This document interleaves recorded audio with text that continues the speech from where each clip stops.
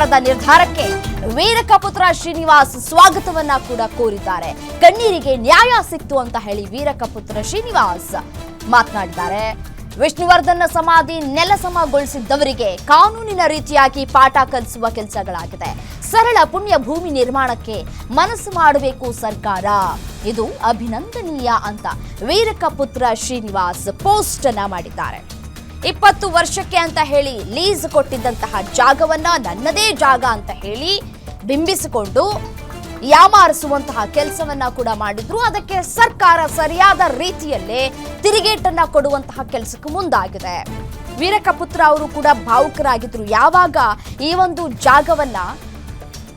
ಒಂದು ಜಾಗದಲ್ಲಿ ಇದ್ದಂತಹ ವಿಷ್ಣುವರ್ಧನ್ ಅವರ ಸ್ಮಾರಕವನ್ನ ಕೆಡವಲಾಗಿತ್ತು, ಬಿಲ್ಡಿಂಗ್ ಮೇಲೆ ಬಿಲ್ಡಿಂಗ್ ಕಟ್ಟಬೇಕು ಅಂತ ಹೇಳಿ ನಿರ್ಧಾರಕ್ಕೆ ಬಂದಿದ್ರು. ಆ ಸಂದರ್ಭದಲ್ಲಿ ನಿಜಕ್ಕೂ ಸರ್ಕಾರದ ವಿರುದ್ಧ ಹಿಡೀಶಾಪವನ್ನ ಹಾಕಿದ್ರು.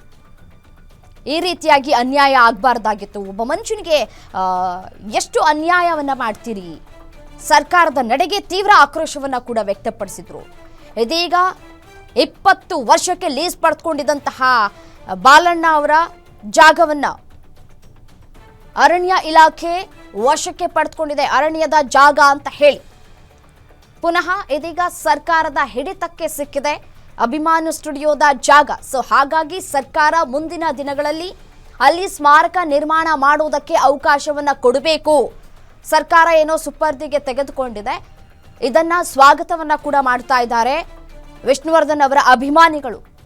ಅಲ್ಲಿ ಸ್ಮಾರಕ ನಿರ್ಮಾಣ ಮಾಡೋದಕ್ಕೆ ಅವಕಾಶವನ್ನ ಕಲ್ಪಿಸಿಕೊಟ್ರೆ ನಿಜಕ್ಕೂ ಖುಷಿಯಾದಂತಹ ವಿಚಾರ. ಒಂದು ನ್ಯಾಯ ಸಿಕ್ಕಂತೆ ಆಗತ್ತೆ. ಇಷ್ಟು ವರ್ಷಗಳ ಹೋರಾಟಕ್ಕೆ ಜಯ ಸಿಗತ್ತೆ.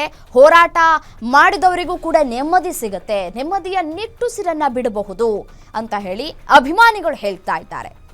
10 ಎಕರೆ ಮಾರಾಟವನ್ನ ಮಾಡಿದ್ರು ಬಾಲಣ್ಣ ಮೊಮ್ಮಗ ಕಾರ್ತಿಕ್.